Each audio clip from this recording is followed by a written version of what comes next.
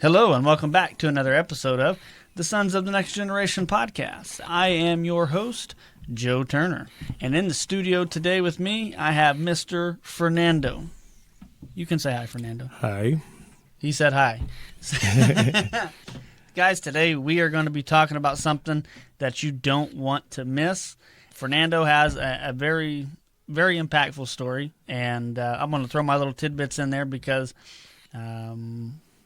there was parts of it that we're going to be talking about today that I got to see that he didn't, because half the time he was unconscious. So, but before we get into today's episode, go like and follow us on Facebook, Instagram, and we are even on TikTok as well, against my better judgment. But we're there because so many of you like the TikToks. And wherever you listen to podcasts, whatever streaming service, Apple Podcasts, Spotify, give us a follow, man. It bumps us up in the algorithm, and it really helps us out. And, yeah, guys, we're just excited to see where God takes it. And, yeah, that's all I got. I'm done rambling so that you can enjoy the show. So, Mr. Fernando, we'd like to do a little icebreaker question before we start off the interviews. So, question I'm going to ask you is, what did you think whenever I first said, hey, Fernando, you want to come on this podcast and be an interviewed guest? I will say excited. Yeah. Yeah. I thought it was a really cool thing that you were doing. And I wanted to be part of it. I think I've been holding back for a very long time. I mean, I've been told by multiple people that you need to tell your story. Yeah. And I just keep avoiding it. And I don't know, it's just one of those things. When you said that, it's like, okay, Lord, okay, you want me to do it, then I'll do it. And this, I got sick when we were planning to do it. Yeah. So I was like, am I not supposed to do this? Or is the enemy just coming against it full throttle? Because like even now my voice is like almost gone. Yeah. So I'm struggling to say it, but it's like I gotta talk about it. It's like it's a testimony that God wanted me to deliver to people, and I think it will give hope to others. Yeah. That maybe going through the same situation or something else. Mm-hmm. It's like it was rough. Yeah. And I mean, but I felt excited about coming and talking about it.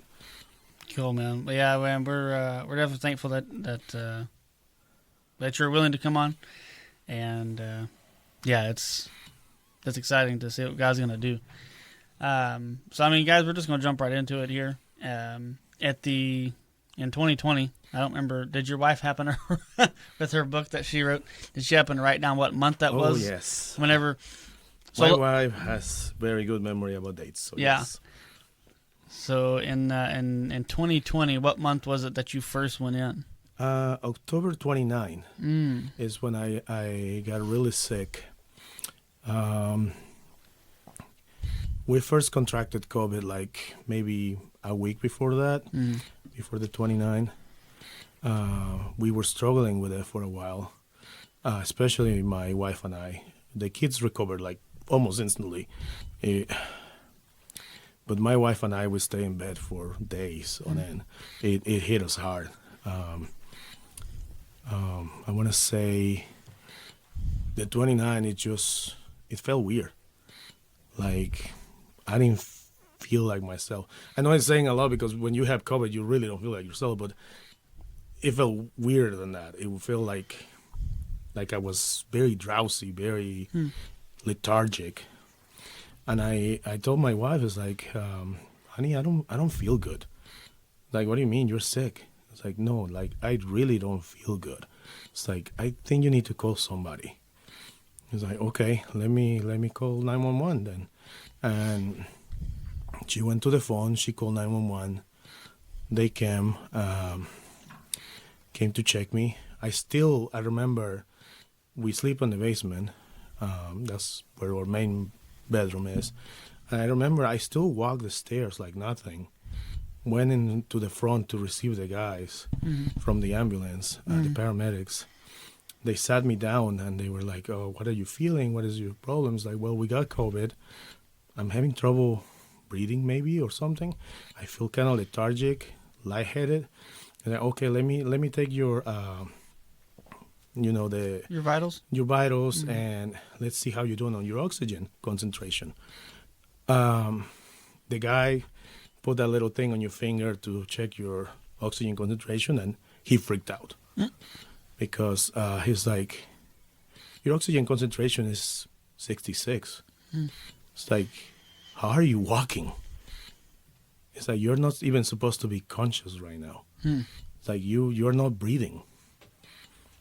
And so he's like, "No, we need to take you like right now, like to the hospital." Excuse me. And that started a lengthy fight with COVID. Yeah. And that it took quite a bit of time Yeah. from there on.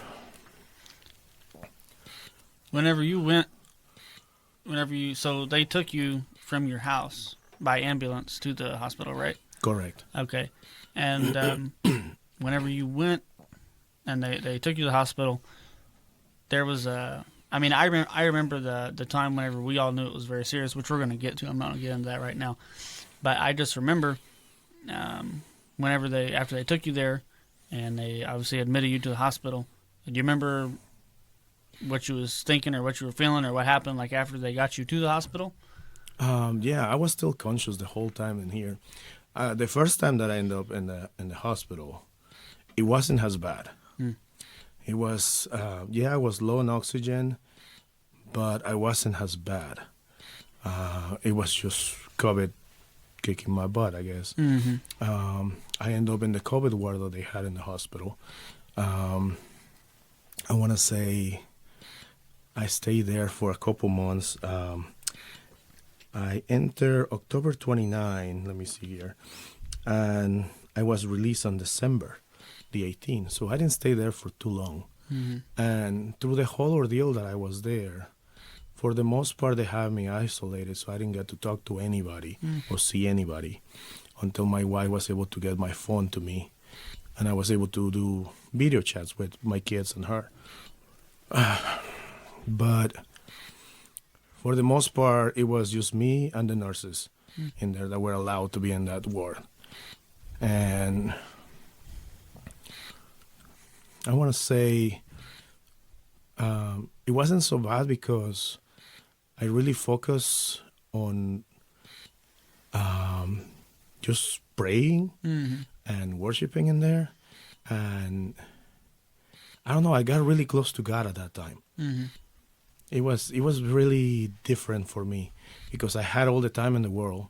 You know, I didn't have no distractions. I didn't have nothing to do except just talk to God the whole time. Yeah. And it was awesome. It was great. I don't know. Some people probably will feel that it's like, are you crazy because you're in the hospital? It's like, no, to me it was great. It was like the greatest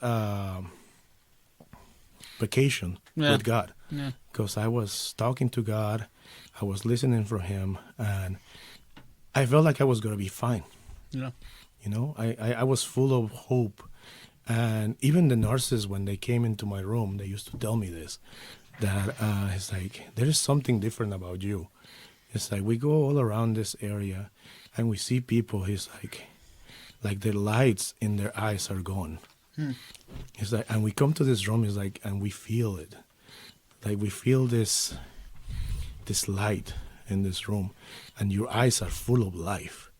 It's like you're the only one that we see in here that is full of life, and we don't know what it is. Like I know what it is. It's God. Hello. It's like, so to make story short, I end up coming out of there on December 18. It was a bad decision on my physician to let me out because my daughter was sick at the time. She had influenza. And, you know, kids, I mean, she was, I want to say 4 years old, 4 years old. So she was not going to be able to stay away from me for long. And yeah, said and done. Like I came back, I still had to be on oxygen concentrator. My daughter came around and I got sick again. Mm. This time it was horrible. It was really bad. It only lasted a couple of days. The 21st of December, the paramedics were back, and it wasn't the same.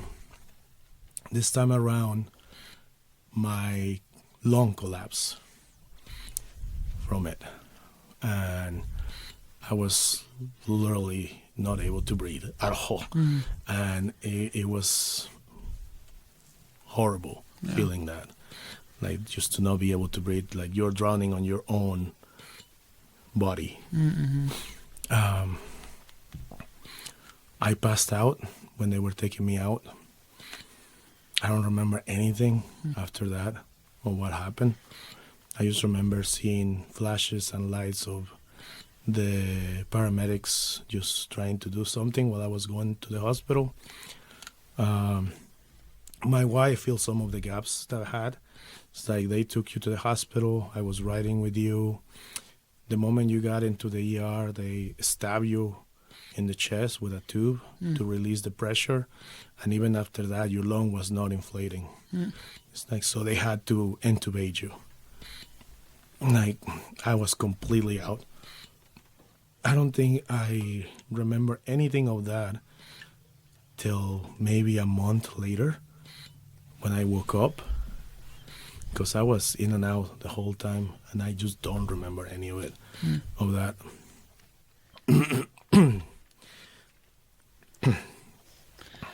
Yeah, I remember. I remember whenever you came back and she was sick, and whenever you had to go back to the hospital that second time, like you were saying, and I remember, we went down there because literally, I mean, they called your wife and they're like, everybody come say goodbye because Yeah, he's dead. I mean, he's not dead, but he's about to be, and I just remember as many of us as could go down and be down there, we went. So I remember it was, I know your wife was there, and then me and my wife went, and I don't remember if there was anybody else there at the time because I think we had to come like in separate like blocks, if you will, because we couldn't all be there, But I remember whenever we walked into the room. And you were just, like you said, you had all these tubes in you. You had, two of them in your side over here, and you had that whatever that mask thing was that goes up here like this, and then that with that tube that goes down your throat to help. Yeah, the respirator. Machine. Yeah, the one that breathes for you. Right. And you were just hooked up to all this stuff. And I remember they had the pad things on your feet, whatever, the massaging things to keep blood circulation and. Man, I just looked at you and I was just like, "Holy cow!" That was the 1st of January. That's when they called her and they told her, "It's like, your husband is actively dying. Mm-hmm. You might want to get people to come say goodbye." Yeah. Yeah, that's what they said. Right. And I think that's when the doctors pretty much said, "There's nothing else we can do." Mm-hmm. It's like he's actively dying. All you can do is just say your goodbyes. Yeah. And they pretty much told me I was dead. Yeah. Yeah. I was dead and gone. Yeah, but thank God. Yeah. Like, people didn't accept that. No, we sure didn't, man. I remember we went down there and oh man, they made us wear those gowns and stuff, and I kind of. The whole mask thing irritated me and stuff, and so I wore my bandana. So I looked like I was a robber coming in to, steal all your money or steal, you know what I mean? Steal your, I don't know. I wish you guys would have taken pictures. I know, I should have. Oh, man, I guess none of us did take pictures. No, nobody took pictures man, of it. Well, sorry, man, if I remember, I'd go back and do that. But, I remember seeing you, and, you're just, I mean... you got this machine that's breathing for you. You have all these tubes in you, and I'm like, I'm still new to the whole God talks and the different gifts of the Spirit and that miracles still happen today. You know, I'm still kind of new to Yeah. that, so I'm really thinking like, well, I know God could heal him, but is he going to? You know, and so and I'm just like, man. But I remember, man, we were praying over you and stuff, and man, it made me sad, man. Like I actually cried while you were there. Whenever I seen you, when I first walked in, I cried a little bit, you know, and because it reminded me whenever I seen my grandpa in that same situation, not from COVID, but he had the whole, he had the whole ventilator thing that breathes for you, Yeah. and everything. And I remember you reminded me of whenever I seen my grandpa like that, and I was like, oh, not another one. You know what I mean? Yeah. My wife showed me a picture of me when I was intubated, Oh yeah, and just seeing it, and it's like, that's me. Like, yeah, that was you. That's when you were dying. yeah, And I'm like, I look bad. yeah. Like, I really look like I'm dying. Like, You didn't have a lot of color. No, I really looked like I was gone there. Yeah, And it's like, people, I heard that you guys, like, a lot of people pray for me right there and then. And pastor and his wife, and just like, no, you're not dying. yeah, Not dying. yeah, And then, like, I'm thankful because I don't know what else would have happened yeah, if people wouldn't have been there to pray for me. yeah, Yeah, that support from our church, from people all over the world, because I found out that there was a lot of people praying for me all over the world, even from the nurses that I had. They were telling me this, like, I have my church praying for you oh yeah. in Brazil. Wow. And I'm like, really? Like, yeah, we're praying for you. Like, my whole congregation is praying for you. Wow. I'm like, thank you. Like, Yeah. that's pretty cool, Yeah. you know? But, well, needless to say, I didn't die. Yeah. Like, God makes miracles happen still. Yeah. Like, I'm the proof of it. Yeah.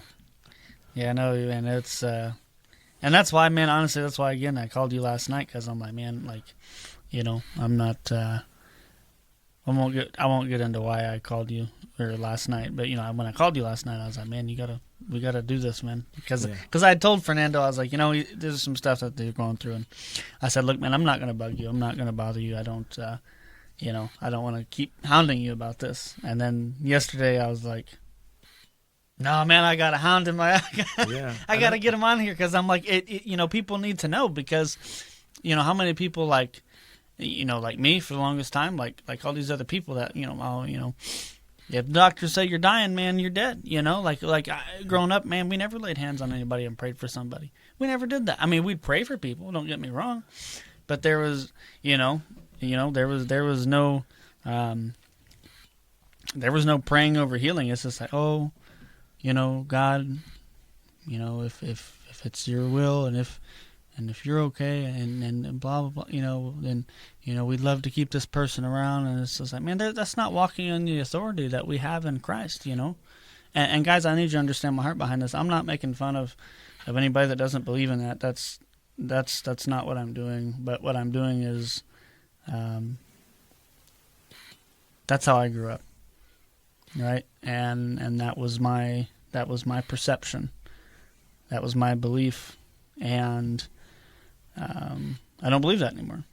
But I need you to understand, like, you got a caveat, because everybody's gonna, you know, I'm not making fun of you guys, you know, it's just. Oh, I'm right there with you. You know? I was raised Catholic. Oh yeah. So I'm in the same boat. Yeah. It was like, we weren't used to miracles like that. Mm-mm. To be perfectly honest, a lot of people said it's like, God doesn't do miracles anymore. Yeah. God doesn't talk to you anymore. That's the Old Testament. Yeah. And I'm like, but wait. Right. I read the Bible, and it says that he never changes. Yeah. Like, so why was he helping people back then, and now he isn't? Yeah. Like, that doesn't make sense to me. Yeah. I suppose that God doesn't change. Right. So did we change then that, Right, or did he change? Because I'm confused. Like, and that was the thing that when I started going to church, a Christian church with my wife, it was different to me.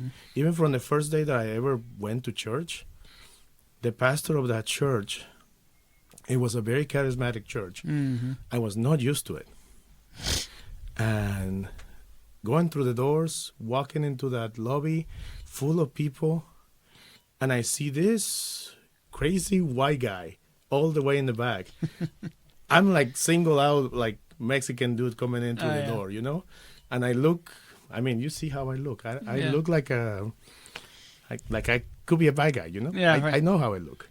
And I see this tall white dude all the way in the back, turns around, looks on me, and I'm looking at his face, and starts parting the sea.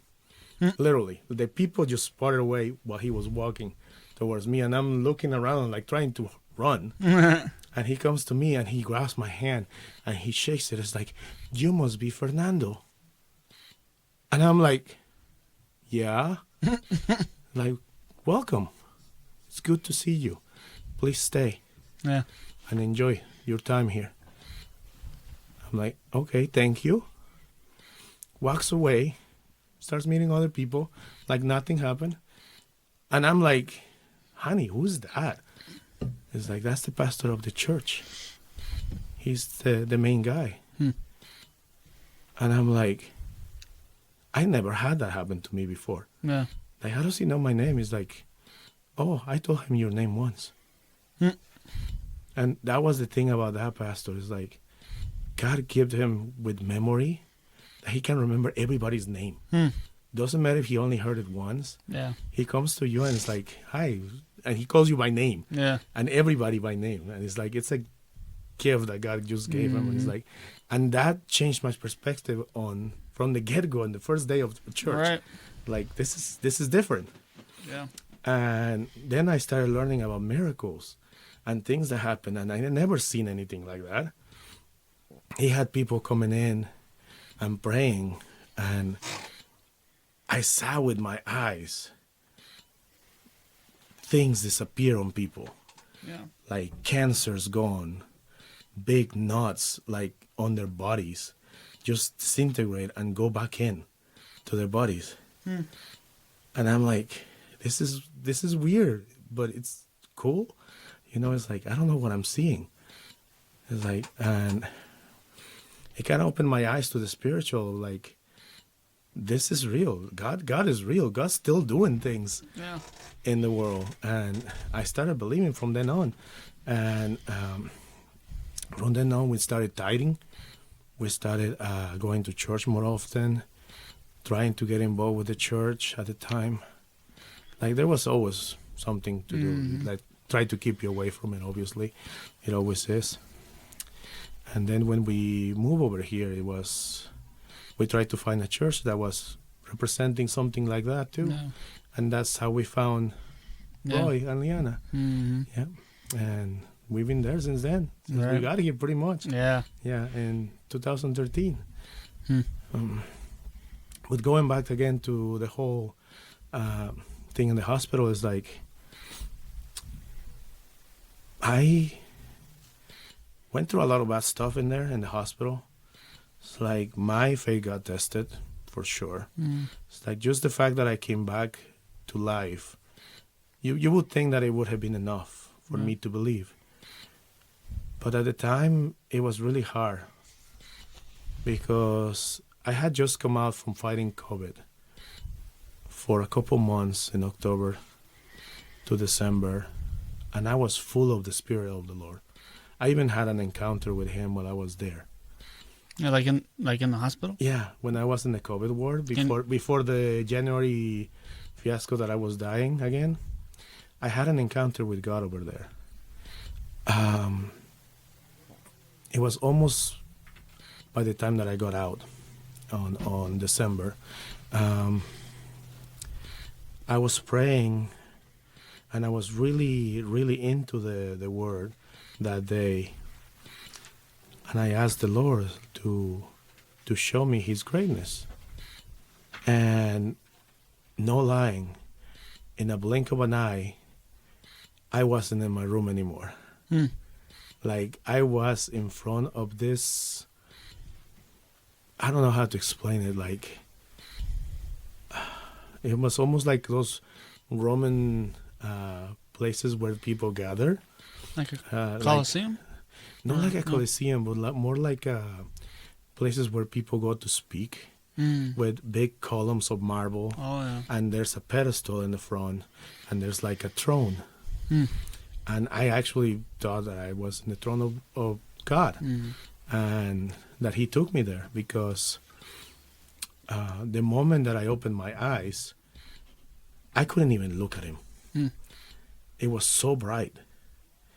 And I remember all I could do was just bow. Yeah. Like immediately, I just bow. And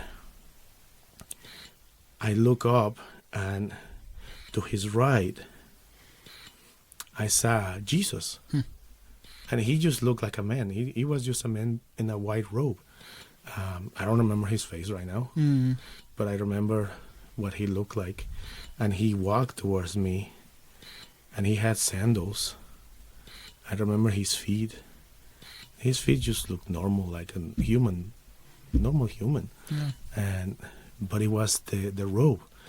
The robe was really white, like intensely white. Hmm. Like there's no speck of nothing on it. And it was just like shiny. And I remember He picking my hand and lifting me up. And I was just like, and then all behind me and all around behind the throne, I remember hearing the words, but like booming voices of like, holy, holy, holy. Hmm. Holy is the Lamb that was slain Mm-hmm. for you. And it was just amazing. I could hear like thunderous voices all around, like angels, like talking. And suddenly I was like that, just I was back again. And I'm bawling, man. Oh, yeah. I was crying. I'm like, God, you're real. Yeah. Like, you're amazing. And, I had that encounter. And then this thing happened in December again. When I went back to the hospital, I almost died the 1st of January. And I come back like a month later. And I'm still intubated. They had me strapped on my arms and legs because I couldn't move. So I wouldn't take the thing off when I woke up. They finally woke me up. I didn't know what happened. I didn't know what I went through. But all I could think is like, I'm in a bed in the hospital. My arms, my legs are being held, and I have something on my mouth that feels like a tube. Mm-hmm. I'm like, I don't know what to do. And I'm trying to look around and see if anybody's coming to see me and everything. And I see people. And suddenly somebody sees me and like, oh, hi, Mr. Moreno. Welcome back. It's like, please don't move. It's like, you're in the hospital. He started telling me everything. It's like, you've been through some stuff. We are waking you up. It's like, you've been out for quite a bit of time. It's like, you gotta be very lethargic. You're probably not gonna be able to move much. It's like your arms, your muscles are atrophied. Mm-hmm. It's like, I just want you not to freak out. And I was calm, man. I was like, it was uncanny how calm I was. And they took the restraint for me to be able to try to write anything. I wasn't able to write.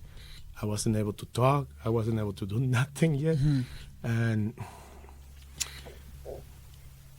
yeah, it just went for a while like that until they finally took the tube out. And everything is a blur, to be perfectly honest.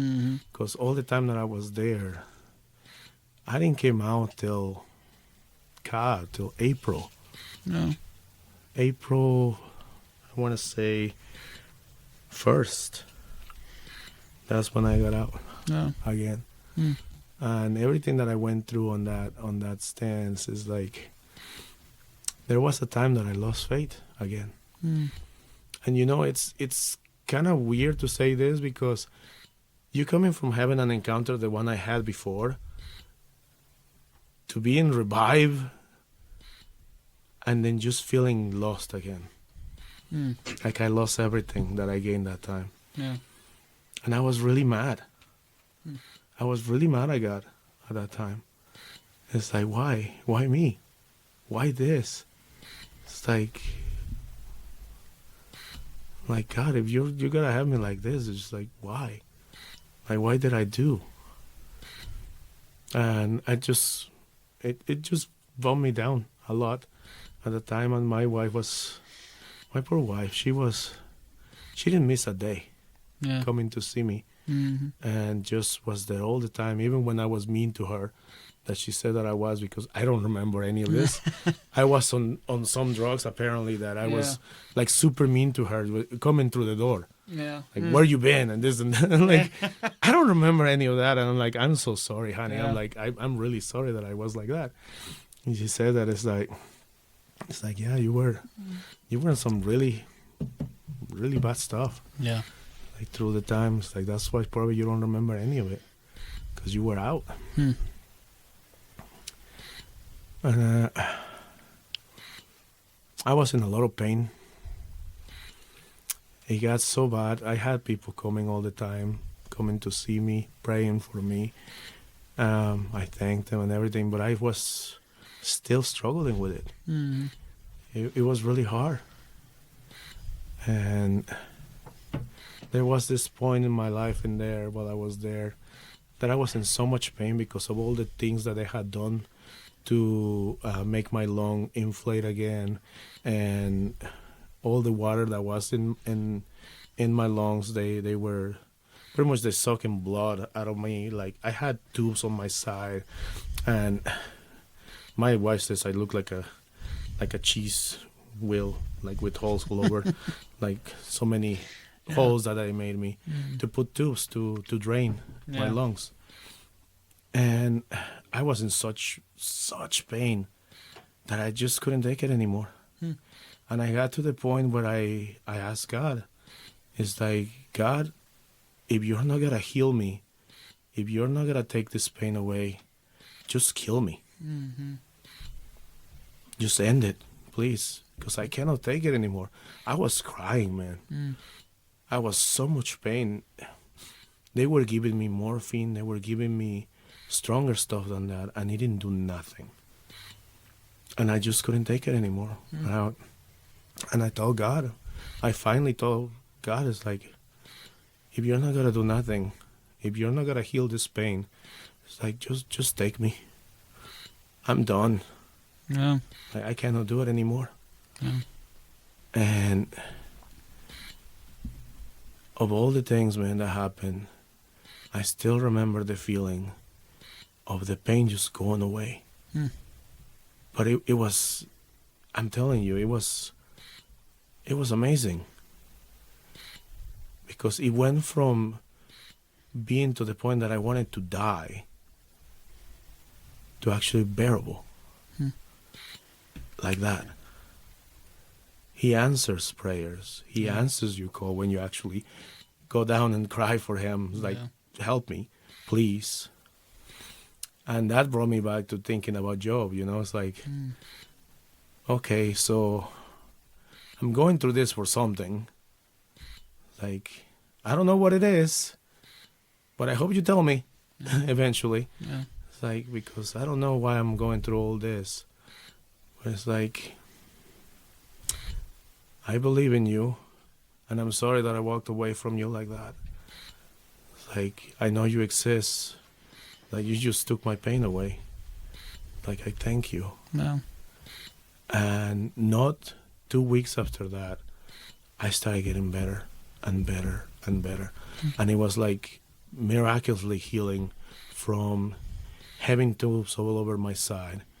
I had 3 tubes at one time when I was really in pain. And to having 2, to taking 1, I have a trachea in my throat. In 2 weeks, they took it out. It's sealed. And I started getting better. Like, faster, stronger. I started actually exercising more. I started even walking after a couple of weeks of that, and that's how I finally came out of it again. And it was just from being completely lost and having nothing else and not thinking that I was gonna be fine anymore to complete getting out of there. Not fully restored, obviously, because there's still a lot of damage in my lungs from all the scarring, from all the sickness, from everything they had to go in there and do. But I got out of there. And I'm thankful to God that He actually gave me a chance to be back to my family and just with my friends, with the people that I know, is like just to be able to finally say that the whole story of what happened and what I went through and the testimony that He wanted me to tell people. And people been telling me to tell people, like, you need to tell this. Yeah. You need to say it. Yeah. And it's just, He exists. Yeah. And He still does the things that He says He does in the Bible. Yeah. He still heals people. There's still miracles happening. Like, I'm a walking miracle. Mm-hmm. Like, I believe that. Yeah. Yeah, man, I remember whenever, I shouldn't say I remember, but I was going to ask a question, then I was like, I remember, I don't remember. But what I was going to say was, whenever you were in the hospital, and after you had asked God and said, hey, if you're not going to, heal me and take this pain away, just take me now, on that process of you getting better, because obviously it wasn't a fast process, but what was it that kept you going? Did you have like a one thing that kept you going? Like, okay, well, God's taking this pain away, I'm slowly on the mend. I mean, what kept you waking up every day? I mean, in part it was my kids. Yeah.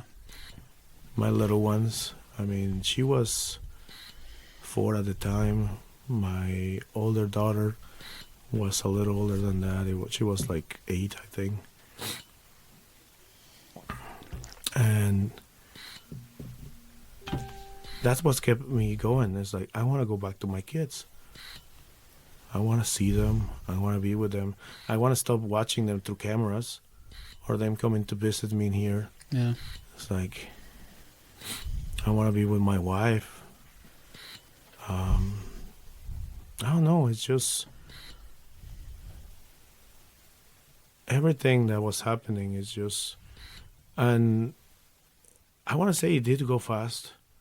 The recovery was really actually really fast compared to what I went before that, because this was from January to April. What was it, like April 1st that I went out. But like, I want to say that recovery time that I did from when I asked God to take the pain away, it must have been less than a month. So that whole time that I was in there, I was dying and in recovery, but very slow, very painfully, all the pain in that. And then after that point, it was like 2 weeks. I got healed of so many things. And then the next 3 weeks, it was just recovery for me to be able to get out of the hospital. So it was pretty fast for that. Yeah. And that, you're talking about that was the second time you went in, right? That's what you're talking about? Yeah, the second time. Yeah. I remember whenever you finally got out, because from the second time to the third time of you going back in there, which the third time was this year. Yeah. But the second time, do you remember how long that was between whenever you got out and when then you went back in this year? How long was that? That was in 2022, April. So it was from then till January 25. So about 3 years. Almost 2 years, yeah. Yeah. Yeah, I remember whenever, I think it was, I was working, and my wife called me, and she's like, hey, Fernando went back in the hospital. I was like, for what? And actually, I don't remember. Like you got the flu again? Was that what it was? I got the H1N1 virus this time around. Yeah. The pig virus. Yeah. The worst that I could get is the one I got. Yep. Yeah, it's like, I couldn't get anything worse than that one at the time. Yeah. And then, so after you got that one and you went back again in January of this year, what was it that, something I just thought of actually just now. Remember whenever you were in there and I told you about I was going to start this podcast, Yeah. And I was like, dude, you got to be on it, man. Yeah. And I was not, and I mean, little did I know this was still 9 months in the making, and I was like, I thought it was going to be in the next couple months. I thought you were going to start it right there and then. At the time, I was like, I want to be there, but I don't think I'm going to be able to be there because I'm still in the hospital. Yeah. Yep. Yeah, that was several months of God having to, work some stuff out of me, and yeah, I really got to watch his hand, as far as just providing everything, and it was pretty cool. But there's also some growing for me too, But anyways, whenever you were in there, and I went up, and I seen you again, I just remember. I came in, prayed over you, and I know a lot of other people, came in, praying over you and stuff, and then I remember again, the timeline's a little blurry for me too, but I remember I was at work and Charlotte was like, hey, again, they're saying, come say goodbye to him because he's dead again. You know what I mean? I'm like, come on, we've already been over this. Like, no, he's not. You know what I mean? We've already done this before, so all right, let's go pray for him again, But obviously, you were never intubated this last go around. And obviously, I wasn't there. But did they like say, hey man, I mean, basically, you got a few days to live, and then you're dead. Like. See, that's the funny thing, actually, that you're saying that because when I came back in there, and I was feeling bad, obviously, because that thing, the flu, just kicks your butt every time. But this was really bad. It's like I felt really, really sick. And I started feeling, again, at home, lack of oxygen. Mind you, at this time, I had already weaned off from the actual oxygen concentrator. I had been for years now, for like 2 years maybe, that I was off oxygen. That night, I started feeling it again. Shortness of breath, very lethargic. It's like, this is not good.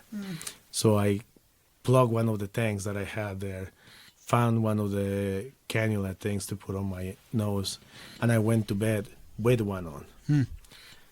I woke up the next day and it didn't feel good still. So I'm like, no, this is not good. It's like, we gotta have to go to the hospital. Went to the hospital with oxygen on my hand. They passed me in. It's like, yeah, you have the H1N1, and we're gonna have to take you in because of your previous condition. It's like you're not breathing again. It's like your lungs are not working. Like, great. Like, here we go again. They admit me into the hospital, gave me my room and everything. The doctor comes in and he tells me, he's like, just wanted to let you know, it's like, probably gonna have to put you in a ventilator. I'm like, no, you don't. Like, I'm not going into a ventilator.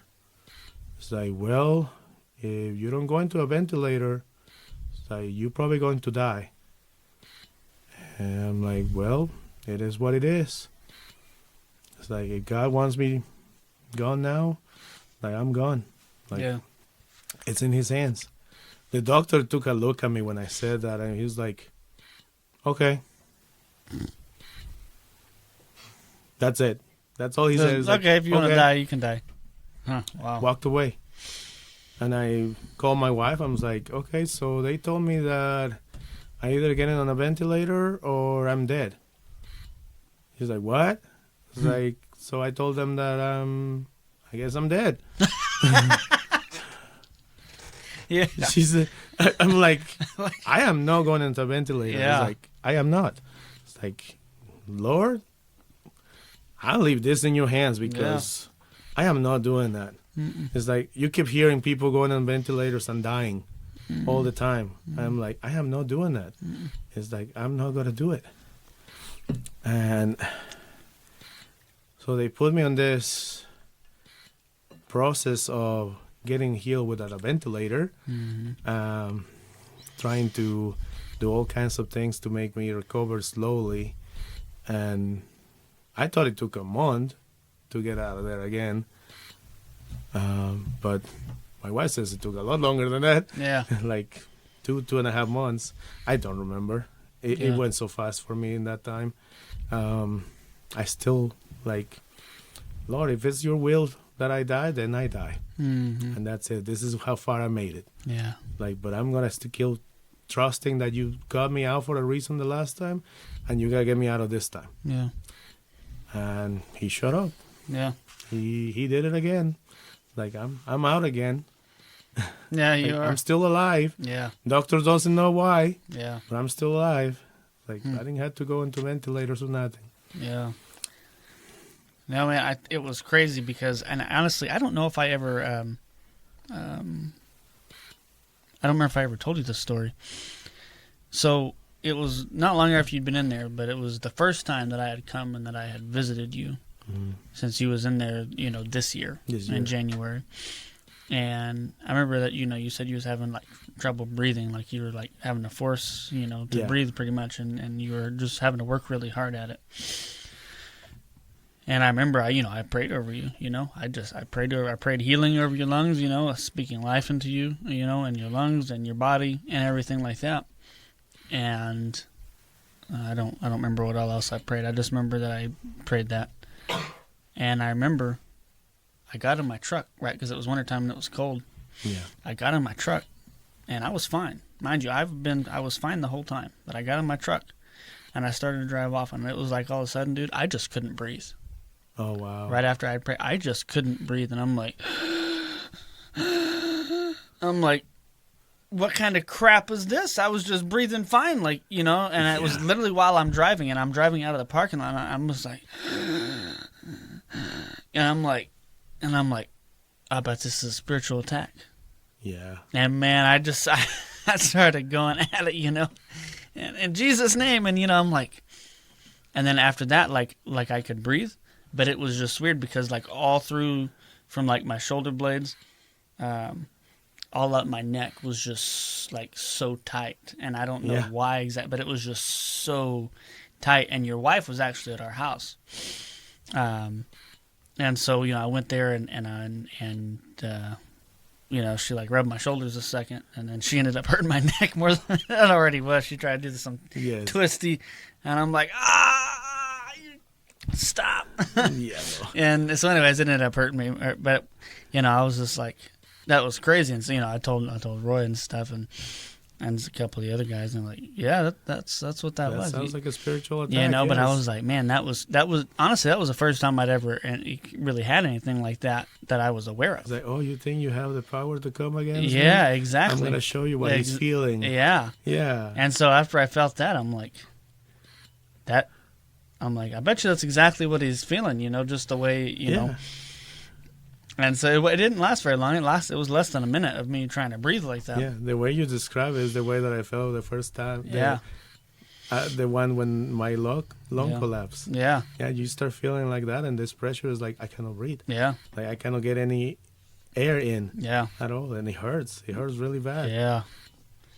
So that was crazy, and I'm like, wow, But I forgot. I was like, I don't think I ever told you that. I told my wife, and so, but yeah, man. It's like people don't realize that sometimes we say things and our words have consequences more than you can even imagine. It's like when you call, for example, I'm not saying that you said you did that. It's like that was obviously an attack against you for what you did good, but some people like call themselves so many things bad. It's like when they call themselves, I'm like, I'm stupid, I'm this, I'm that. It's like you're calling curses to you. Like out of your mouth you speak these things to happen. It's like, and other times when you pray for people that you also have to be careful how you pray for people, because sometimes you can call things that are really not good. And I think that's what stopped me from praying a lot for people sometimes, because they call me to pray for people and stuff at church, and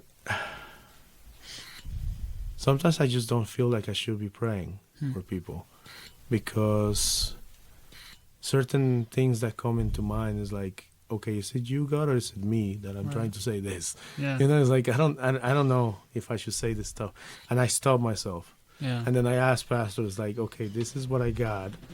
Like, you think I should speak it? Yeah. Like, it's like, and he will tell me yes or no. It's like, I want that authorization kind of thing. It's like, pass it through other line of people. Yeah. But yeah, it's like, and the thing is, like, with healing and miracles and stuff, is like, you can call them to happen. But you also have to wait on God to see what he does, because he got me out of the hospital. He made me not die in the hospital, but it's like I'm not fully restored. It's like, and I've been praying for that for the longest time, for years. And it's like, and it comes to mind, it's like, why haven't you healed me, Lord? It's like, what is it that I need to do for you to heal me? And I don't know. I'm like, I'm still, waiting. I'm waiting on it. I'm waiting on him. And it's like, in the last couple months, it's been, with the situation that I'm going through right now, it's like, I had to give it all to him. And he's gave me so much peace about it. That is uncanny how I feel. Like, I don't feel pressure. I don't feel lost.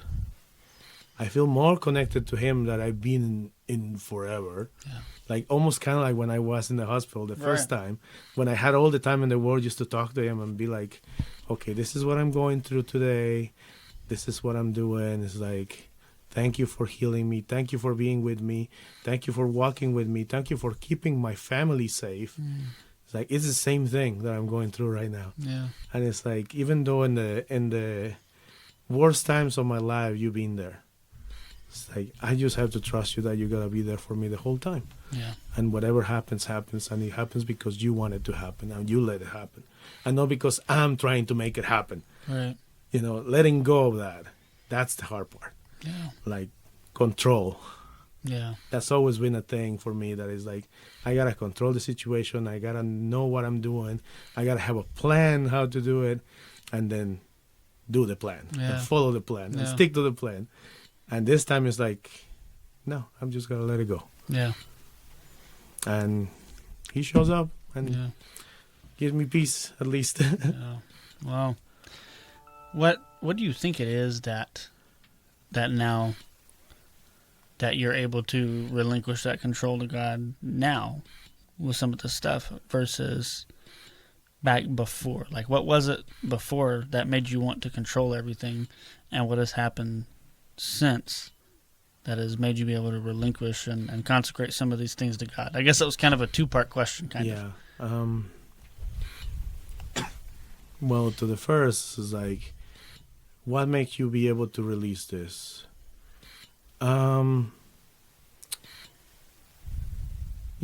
Alex, dad, kind of said something to that point when we were talking that time outside of church. It's like, he asked a question. It's like, you have a problem.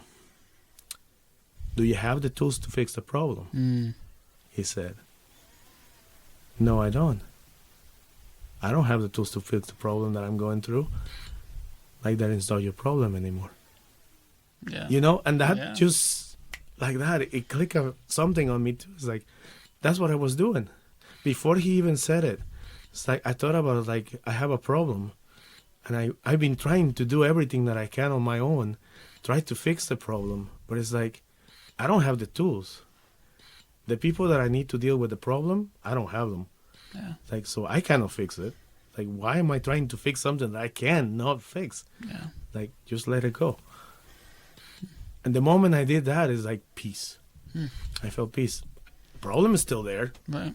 It hasn't gone away. It's not going to go away because I still need to get the tools to fix it. But it's not on me now. Like I put it on him. It's like, Lord, you're the only one with the answers. You're the only one that can do anything about it anymore. Yeah. Like I have nothing to do with it, and I don't want to take it from you. It's Yeah. like I'm just gonna let it be, Yeah. and that's it. It's like, I know it sounds simple, but at the same time, it's like it's so hard to do. Hmm. But those words, if you really take to heart those words, that is like, it's not your problem. You don't have the tools to fix it.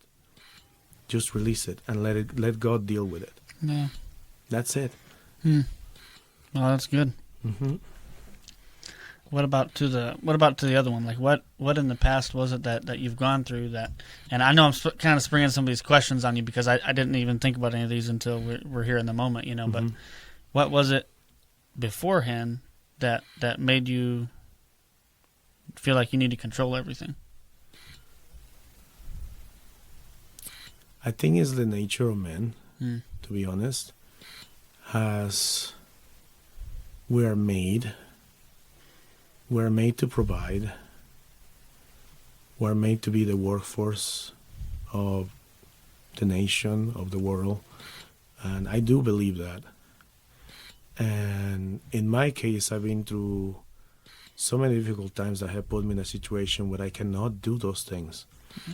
I cannot be a provider. I can barely take care of my kids when I'm at home. Cannot work, cannot do much really. It's like, and that really bothered me for the longest time. Still does at the same time. It's like, and it's something that I still have to release every day Mm-hmm. to God because I struggle with it a lot. Like not being able to provide for my family, some respite to my wife that has to work so much. I think that's nature of men, of having to make plans for things to work. You know, I come from a generation of people where you don't tell your problems to your family. Mm-hmm. You grab the problems and you deal with them, and you fix the problems, even if it has to break you. Yeah.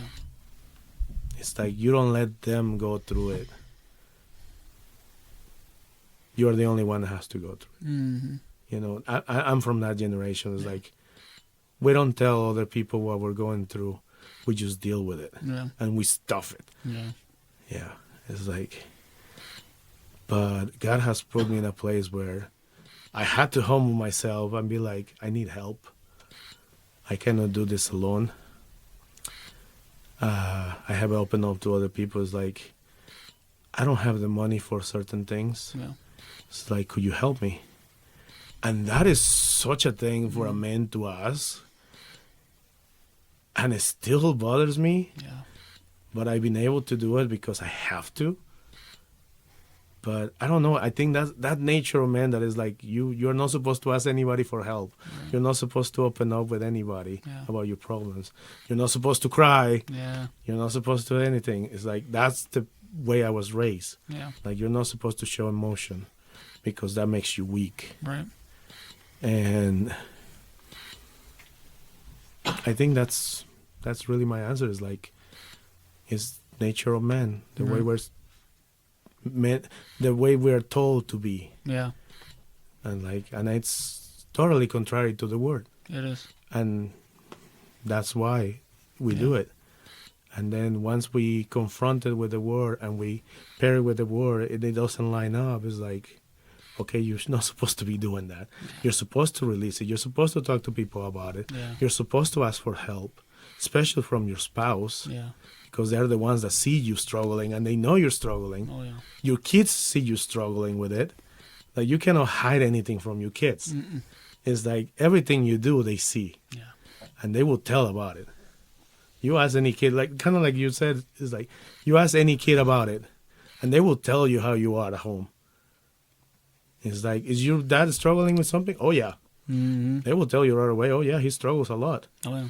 Yeah, he struggles with breathing. He struggles with having to do dishes, having to walk around, having everything. They will tell you everything. Mm-hmm. It's like, does he have a temper? Yes, he has a temper.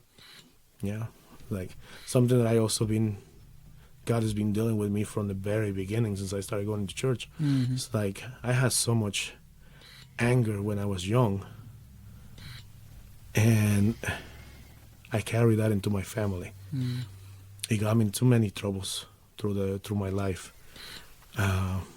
Things that I broke, expensive things that I always broke because, Mm-hmm. says my wife, I throw a tantrum. Mm-hmm. You know, Yeah. and I pay for it. I pay dearly. Yeah. Things that happened with my wife, with my kids in the past. Yeah. It's like there's so many things that I wish that I could have done differently. Right. And I know it's like it's everybody's the same way. Like I wish I could have done things different. Like yeah, but it's like I really, really wish I could have done things differently. I wish I could have had the tools that I have now to deal with that situation in a different way. Like now it's too late. Yeah. The damage is done. So and all I can hope for is that I can fix it. Not fix it, but like at least deal with it, you know? Yeah. Like my relationship with my kids has changed a lot since I came out of the hospital because I came out different. I was more open with them. I actually asked forgiveness for a lot of things that I did in the past. There's still a lot of things that I have to ask forgiveness to them. A lot of things I don't remember. And they talked to me. It was like, you remember? You did this, and I was like, I don't remember any of that. Like, I am sorry that I did that. Like, if I treated you any kind of way, if I did anything to you, I'm like, I am very sorry. It's like, and I think they starting to notice that I truly feel bad about it. Yeah. And we have talked, we have cried about it, we have kind of move past it. And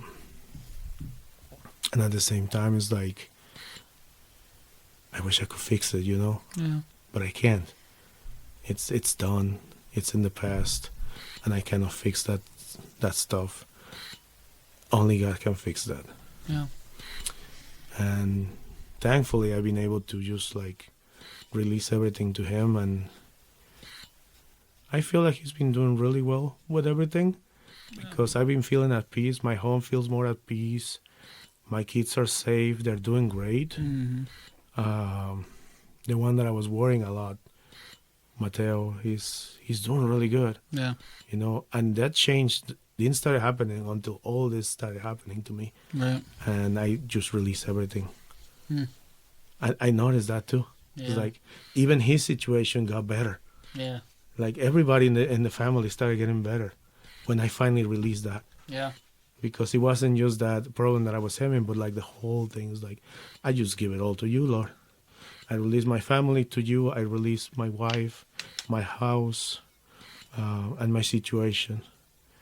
And just doing that it's been great. Yeah. Yeah. Yeah. No, man, I think there's going back to what you were saying about, you know, your generation and the way that you were taught to deal with things is just like, you don't talk to people, you know, you just grin and bear it, you know, take the weight of the world on your shoulders and go, you know, be a man, don't show emotion. And it feels really, that's exactly where I was at too when I had my shop, you know, because like, man, every part of my life was a mess, you know.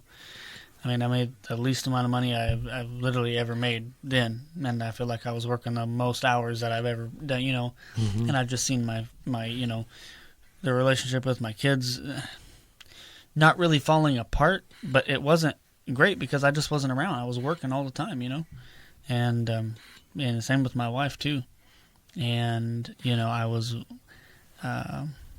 watching. I don't know if you've I'm sure you've heard of like Andrew Tate and stuff. Yeah. Oh yeah, I was watching him a lot back then. And don't get me wrong, man. I like some of the things that he says. Don't get me wrong. Yeah.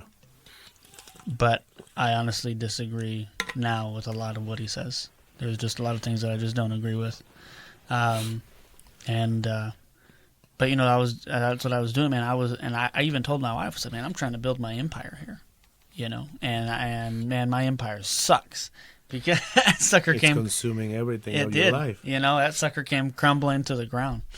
But honestly, that's what God used for me to get me in a place of being surrendered to Him because, I didn't. I going to back to the emotions thing. I was like, man, I'm just going to do what I have to do, and I was angry a lot, because it's just like, man, I couldn't hardly go buy a pack of underwear if I wanted to, or whatever. And not that we're rolling now because we're not, but I mean we still got a budget and stuff, and sometimes it's still tight, But whenever I finally learned to, which I've said in a few of the other episodes, talking to people, but like at worship, man, I'll just go and I try not to bombard my wife with stuff. Mm-hmm. Yeah. But at the same time, she's my wife, so I also tell her stuff. But I don't just come home and immediately just start dumping on her.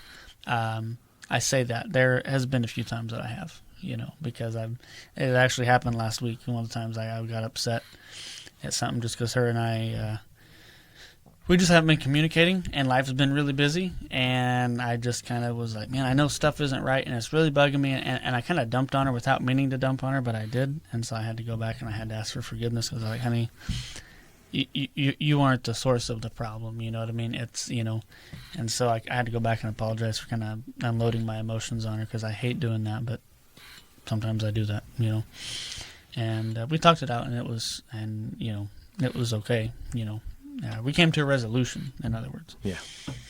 But, I've really been learning because, like, man, like, me, I kind of, my dad was my dad and emotions and I don't think there's really all that many men that really differ from what you were talking about, and it was like I've had the same mentality that you've had in the past, and it's the same thing that I've been trying to get out of because it's like, man, how many men die every day because of suicide because they just can't take it anymore.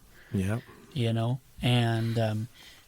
And so it's like, man, we have to be able to reach people, but it's like, man, we gotta have people to talk to, and also people that aren't.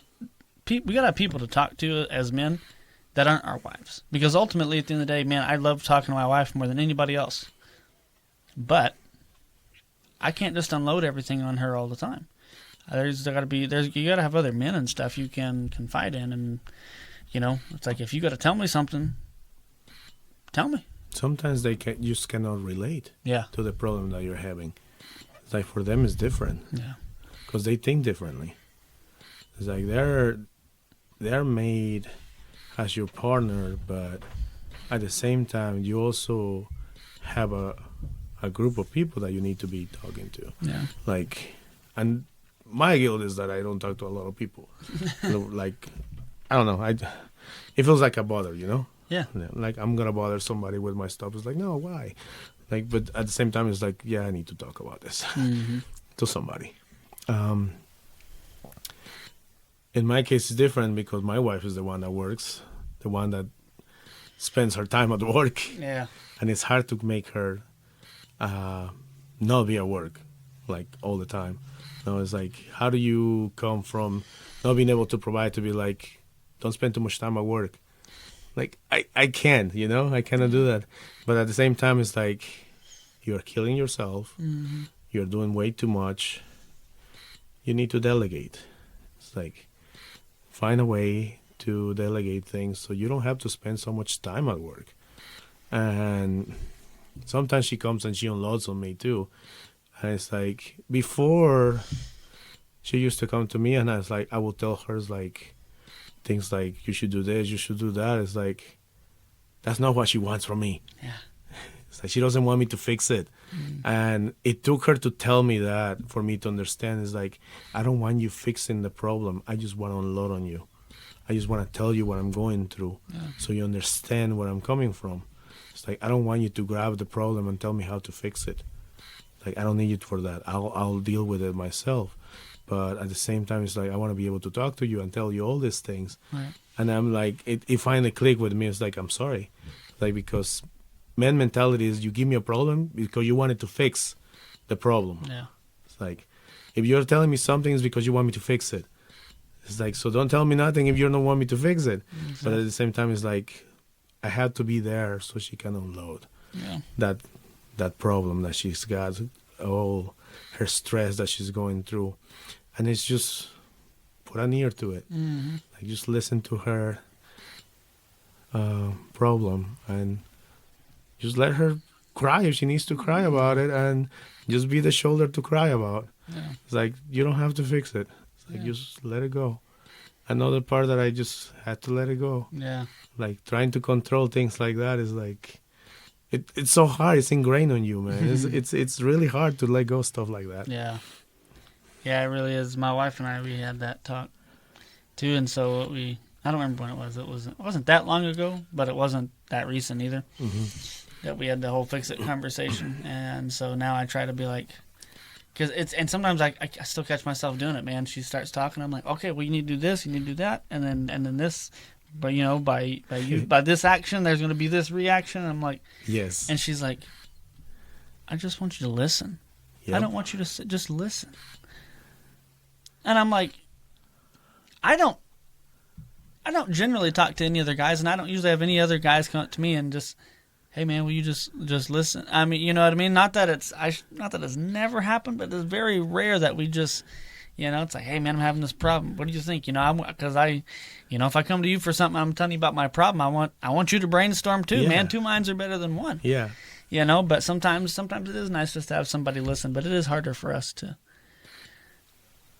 to really get in that. And so that's something that get in the habit of just like, I think we have to start talking to other men the same way. It's like, explain. It's like, okay, I'm going to tell you something. It's like, I don't expect you to give me a solution. Yeah. I will take some pointers or your opinion on what is happening. It's like, but I'm not coming to you for an answer. Yeah. It's like, first and foremost, like, but I'm going to tell you my problem. Yeah. Like, and then you tell me what you think. Yeah. Like, it have to have a disclosure, I think, agreement at the beginning of every talk like that. Especially if you got to talk to your wife, because they're going to try to fix it. Oh, yeah. Even my wife, if I tell her something, she's going to try to fix it. It's like, it's human nature that you try to fix problems. Yeah. It's like, if somebody presents you with a problem, we're wired to try to fix it. Yeah. Like, even school gives us that. Yeah. It's like, no, it's like, sometimes you just want to listen. Yeah. Yeah, no. Speaking of this whole school thing, I came home from my getting my shoulder x-ray done. And Joey was having some problems with some math and stuff. Mm-hmm. And, I don't remember who I've told and who I haven't, but I never graduated school, I didn't make it past about 6th grade. I never made it past. And he's doing this 8th grade work on this math. And I'm looking. And he was frustrated because he was trying to figure it out. And I was like, well, let me see. Charlotte took the book and she was looking at it. And I looked down there, I was like, I've never even seen that crap. Mm-hmm. I was like, what are you talking? I was like, that doesn't make any sense. And so I told him, I said, well, hey, I was like, if you put a gun to my head and said, solve this problem, I was like, I'm dead. I was like, Joey, at least you'll have a chance to survive. And I was like, me? I ain't making it out alive. And, but yeah, I was like, I tried to fix it, and I was like, there's no fixing that crap. There's the, what was it, son? It was I was looking at something, there's just this little tiny number on the power of, I don't know. Oh, yeah. 10 to the power of 2, and he's like, what's that little 2? Yeah, I was like, what's that little 2 right there? And he's like, or Charlotte was like, that's the power of the whatever Super Mario Brothers power up. What, you know what I'm saying? It was just like some kind of power. There's the power of something. I understand. And I'm like, I have no idea. I was like, God knew that I didn't have to have math in my everyday. Yeah. in my everyday life like that. I mean, I'm not a dummy. I can subtract and multiply and add. Do all my. I can do all your I can do regular people math. Yes, Okay, regular people math. I can it's do a that. thing. I've never needed anything else higher than that yet. But if I get to it one day, I'll ask him. So Yeah, there you go. He's the one learning all that stuff. exactly. I'm like, I didn't make it that far. Honestly, God gifted me with math, I think. Yeah. Because I was really good at it from the get-go. And by all things, my kids are really great with math. So you have problems and she's around, you should ask her. Because she's really good at math, Sophia. All my kids have been really good at math. Yeah. My wife is good at math. It's like, but don't bring in social studies. Don't bring anything like has to do with language because I will probably not do it. Just saying. I still think English is one of the worst languages ever. Yeah. It's like I don't understand it sometimes. Yeah. You guys use the same word for so many things. Yeah. Wind and wind. Yeah. You use Same you spelling. for two different things. I know. Like why? Yeah. Oh man. I was about to say something. I forgot what I was going to say. But, oh man. I remember. He was talking about English. Remember when I was doing English, and dude, I seen something about a dangling participle. In my English, it was something I don't even remember. It was 6th grade English, I'm sure. And it said something about a dangling participle. I'm like, first off, I don't know what a regular participle is, much less a participle that's dangling. And what's it dangling from? You know what I mean? I'm like, what? That sounds something awful, man. I'm Like, I don't know. I'm like, man, what is this crap? And I'm like, man, I'm done with this. Yeah, no. When I was in Got it with the dangling when I participle. was in college back in Mexico, it's like I didn't pass English, dude. I failed English Yeah. because I was not good at it. Like, but then I came to the U.S. and it took me 6 months to learn it. Right. Like, how do you explain that? It's like, Yeah. well, you immerse yourself in the culture and then you learn it. Yeah. Like when you're just reading about it, trying to learn about it by a book, is like you don't learn nothing. Yeah. Like, and the teacher, if he's not good at teaching, you're not gonna learn. All right. Like, Yeah. I know, man, for the longest time I wanted to learn Spanish. And, like, I'm just going to have to go to Mexico or something. Because I've tried, like, that Duolingo and whatever. And, I mean, obviously I've known you for how long, so I should have just started going to you for lessons. But I'm like, it's just, I've tried, but, I know a few things. I'm a fake Mexican. I don't know if I could teach somebody Spanish. I did teach somebody English. A Spanish guy. I help him learn Spanish, English. Yeah. So, but going the other way around, I don't know if I can. Yeah. Because it's so difficult. Like, my kids don't know Spanish. Right. My kids should know Spanish, but I'm not good at teaching Spanish. Yeah. Because I hate Spanish. I hate the language. I hate. Yeah. Not my culture, Right. mind you. I love my culture back in Mexico. It's just the language learning from English to Spanish. I hate it. Yeah. Translation it's awful. Yeah. It's like you can mean so many things with so many words in Spanish, and in here they just shorten them Yeah. like so much. Yeah. And you're like, One word has 5 meanings. Yeah. I cannot do that. Like, how do you explain that in reverse? Right. Oh, man. Yeah, we kind of got off topic a little bit talking about Yep. whatever it was we were talking about. But that's okay.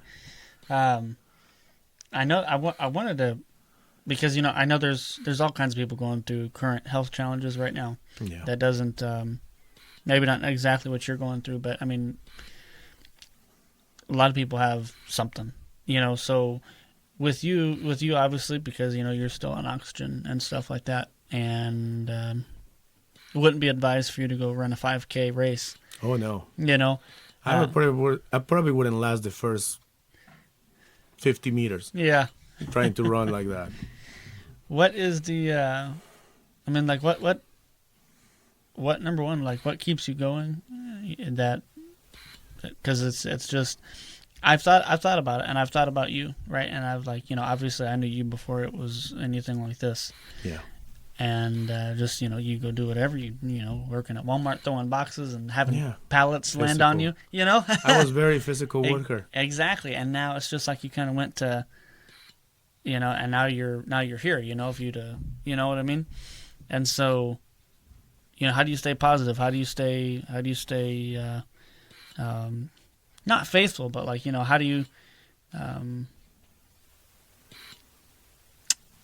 what's the word I'm looking for? Yeah, I guess I'll just word it like that. I mean, how do you stay positive through this? How do you? That's a good question. I still believe, I guess, that God is gonna do something. Like I know it sounds kind of redundant, but at the same time, it's like if you don't believe that, then you have no hope. Yeah. First and foremost, and if you have no hope, then why are you still living? Yeah. It's like it's really simple. I think it's like you either have it or you don't. You either believe that there's a greater power than you, or you don't. Yeah. You always have that option. It's like I believe that God is real. I believe that still heals people. I believe there are miracles. I cannot answer why He hasn't healed me. But I still believe it. I still believe that He will. Either here or in heaven. But I'm going to be healed. Yeah. And that's what keeps me going. Yeah. It's like my wife is very supportive. My kids are very supportive. I don't know. I guess it's different for everybody. But you got to have faith. Mm-hmm. Because faith gives you hope. And hope is just, by the grace of God, you survive here. Yeah. Because if we didn't have Him in here, I'm telling you, I'll be dead by now. Yeah. I was like, I'll be gone already. It's like, if it wasn't the hospital that would have taken me the sickness and everything, I probably would have off myself already. Yeah. If I didn't have the hope that I have. Yeah. Because, I thought about it many times. At times, like, I could just end it. I could just be done with this. It's like, but then what? Yeah. It's like, is it worth it really to just end it and not knowing where you're going to end up? Yeah. Because I'm afraid of that. I mean, I believe in God and I believe in hell. It's like, hell is real and I don't want to go there. No. No. That is definitely a place I don't want to go. So, No. yeah, I'm gonna hold on to God. Oh yeah. Yeah. 100%. So basically, you have to have hope. That's the thing that keeps you going.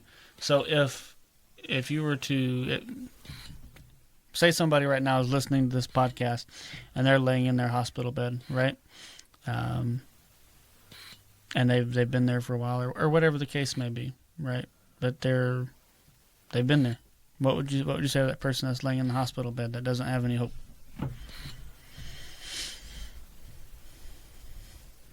First of all, if you don't have hope, I want to say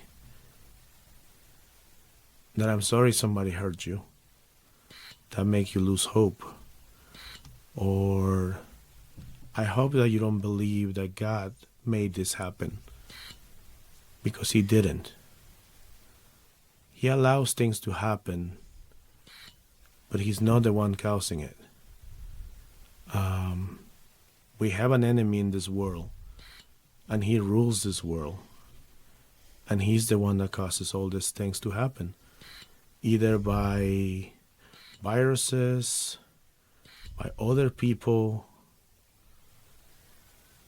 or just himself, just being there and making things happen, because he's got power over the world. This is his reign right now, and he's gonna do everything he can to take us out. all I can say is that ask God to come into your life. He exists. He still answers prayers. He still does miracles.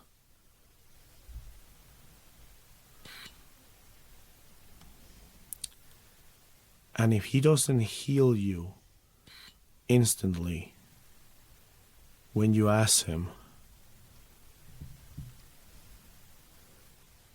know that even if you don't get healed, even if you have to die, if you take him in your heart and you believe in him, he's got a place for you. And who knows, maybe he will heal you. Maybe he will do that miracle that you're waiting for. Just don't give up. Don't give up on him, because he's never gonna give up on you. He's always waiting for you to call on him, and he will listen. It took me a long time to believe that, and I just hope that it doesn't take that long for anybody else that is suffering through stuff that they're suffering. Yeah. It's like, just believe. It's all you have to do. Just believe. Yeah. Yeah. And he will give you the grace, and he will give you the hope that you need. Yeah. Yeah, man, it makes me think of that verse, in John 14:6, Jesus says, I'm the way, the truth, and the life. No man comes to the Father except through me, and just the importance of crying out to Jesus in our time of need.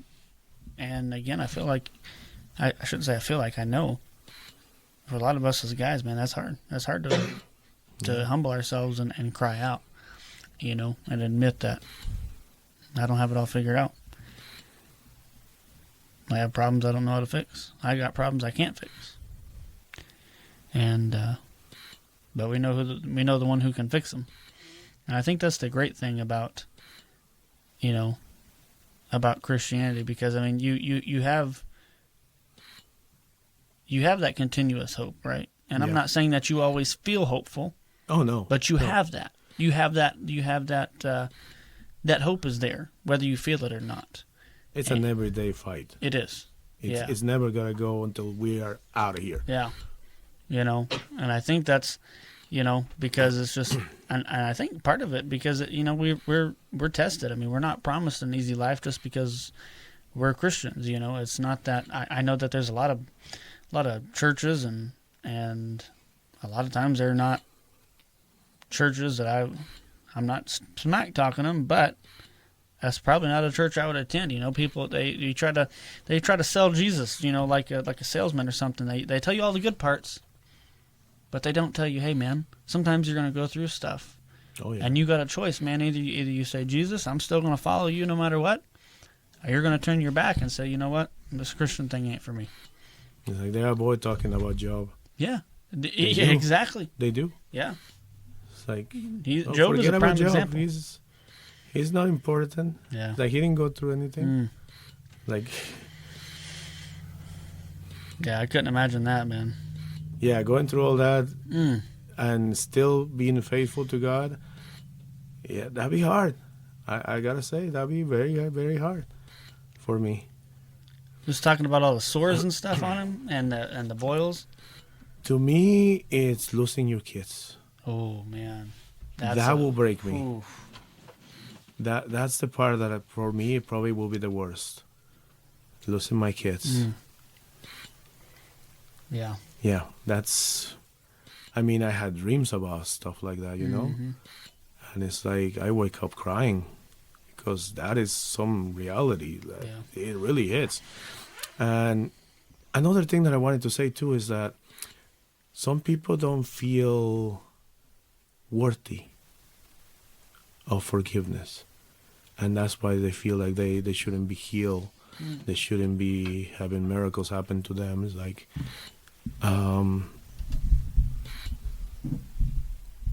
newsflash, we're never gonna be worthy. We don't deserve forgiveness. We are not made to be forgiven. But he did it anyway. Yeah. and he sent his son to die for our sins so we can actually meet him. Yeah. And we're never going to be worthy. Yeah. It's not by our doing that we become worthy of being healed or being forgiven or being with God. It's because grace. He gave us that gift. Yeah. Like, we're never gonna sum up to it. Like, we're gonna fail. We gotta act on our flesh. We gotta sin. It's like, there's no way we gotta not fail on our own. Yeah. It's like, so it's not your fault that you're dying. How should I say this? It's not for something that you did, you know? Because it doesn't matter what you did in the past. If you repent of it, you'll be forgiven of it. Yeah. That is not what's killing you. What's killing you is probably the disobedience of not following him. Yeah. It's like you stop believing, you stop hoping, you stop knowing that he is the Lord and Savior, and you stop following him. Or maybe you never follow him, maybe you never met him. Mm-hmm. And that's the part that where you have to be like, really think about it and be like, if I have never met you but you're real, make yourself real to me. Because I know about people that have never met Jesus. They have never talked to him. They have never even tried believing that he exists. What else you have to lose? Yeah. If you're in a position like that where you're dying, when there's no hope for you, you don't have much to lose. No. It's like, so just do it. It's like, just talk to him and be like, if you are real, if you really exist, make yourself known to me. It's a simple thing to ask. And oh my goodness, it changes lives. It changed my life. It's like, I didn't believe in God before. I mean, yeah, there was always that, like, you have to respect God, you have to do this and that, but I didn't really believe him. Yeah. Until I started seeing the miracles. And it's like, something's healing them. Something's happening and you feel it. It's like, but I didn't start believing it till I actually see it. Some people, sadly, that's what we need to believe. We need to see it. Mm-hmm. Other people can hope and pray and believe without seeing the things happening. Yeah. It's kind of like our pastor says from time to time. It's like, you don't need to feel anything Yep. for it to happen, to Yeah. work. It's the same thing. It's like, you don't have to see it to believe it. You just have to believe in him. Yeah. And he'll do the rest. Right. Yeah, man. Yeah, it's crazy to think about, and it's crazy to look back on, even to me, because there was a brief time whenever you was in the hospital that we had your kids at the house and stuff, and it's just like, we try to make it fun for them, because it's just like, man, no kid should have to worry about their dad just dying in the hospital, Yeah, no kidding. and so we all tried to have a good time and stuff, and but yeah, no, it just makes me really appreciate the people that we have at church, because it's just like, man, we all, something happens to somebody, man, I mean, we're all there. Yeah, exactly. The support is there. Yeah, and it's just like, it's different though, and I say it's different. You're like, well, what's a different room? And whenever I say it's different, it's, yeah, you have people that don't necessarily go to church and stuff that are classified as good people, that stick with each other and that are always there for each other. But it's different whenever you all have that same connection and that common thing, which is Christ. Mm-hmm. Yes. There's a different hope. There's the hope that, man, I hope they pull through, but there's also the hope that it's just like, man, I know that Jesus has the power to save him, and I know that Jesus has the power to redeem and heal his body. But the reality is, maybe he dies. Yeah. You know, we can have the hope that he lives. We can pray, and we can, we can pray for miracles. I mean, we had people that happened to. Oh them. yeah, They didn't get healed till they left. Exactly. But now we have that hope that it's like, okay, God, you took him for whatever reason, but we still have that hope that, hey, we're going to see you one day. Yeah. We're still going to see him one day. And so that's where that hope differs from just a worldly hope, I'll call it, you know what I mean? That's the hope, to see them up there, restore fully, and be able to see them again and hear them again. Yeah. It's crazy, man. Yeah. It's crazy to think about, because like I think about my Nana and Grandpa. I'm like, man, what's that going to be like, you know? Like, I remember them here. What's it going to be like up there, you know? But yeah, man. Shoot, man, I can't think of any other questions right offhand.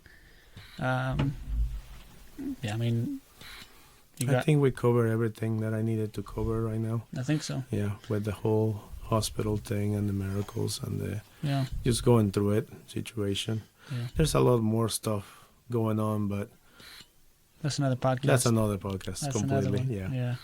Yeah. We'll see how that turns off. Yeah. We're still dealing with it. Still dealing with it. Exactly. But there's hope. There is, man. I mean, I still have hope. There is. Yeah. Well, cool, guys. Well, we're gonna, like we always do, we're gonna pray for you guys, and then send you guys out back into the wild. And man, guys, we really appreciate you guys sticking around and listening to us. And we hope that there was something in here that was encouraging to you. And so we're just gonna go ahead and pray for you guys. So, Father God, we just thank you again. Thank you again for this time to spend and get to hear Fernando's testimony. And I pray that there was something in what he said today, God, that speaks to somebody, God. Maybe they are in a hospital bed. Maybe they're just dealing with something and they can't get out of their house, God. Maybe they're bedridden, God. I don't know what it is, God, but whatever it is that they are going through, God, I pray that you meet them where they're at, that you speak to them, and that you show them who you really are. God, you are not more than a prayer away. That's all you are, is just a prayer away. So God, I just pray that you reveal yourself to whoever it is, God. Give whoever it is listening hope. Give them hope, God, to keep going another day. So God, again, we just thank you. Thank you for this opportunity. God, thank you for the people that listen. And I pray that these episodes and this podcast makes an impact on people's lives. So in your son's name we pray. Amen. Amen. Well, guys, thanks again for watching. Real quick before I let you go, my wife's books. You might get tired of hearing about them, but I'm going to keep telling you about them. Noble Prince is an 11-day devotional adventure written by my wife, Charlotte Turner, but on her book she has it as Char Turner, C-H-A-R. The Noble Prince one, for those of you that are audio only, it's got a blue background with some mountains, and it's also got a knight on a horse, and the knight and horse is purple. Second book she's written, which I don't remember which one was first, so the second one is Kingdom Girls Devotional, an 8-day devotional journey. It's pink with the butterfly on it and some pink flowers, and you can find both of those on Amazon. I've done the boys one with my boys, and we're gonna do the girls one with the girls too, but the girls aren't quite there yet. And we put them on Amazon at a price point where anybody can afford them. I think they're $8.99 or something like that. But we want you guys to be able to get your hands on these, and they're really great books. So my wife, she's pretty cool. She wrote those. So I guess I'm married to an author. Look at me coming up in the world. But yeah, go buy the books, guys. We want your lives to be changed. Fernando, again, man, thank you for coming on. Pleasure. And, yeah, man, this was good. I know we're going to have you on again at some point. And here's some more about your testimony for what God's doing for you, man. So, guys, thank you. We'll catch you on the next episode.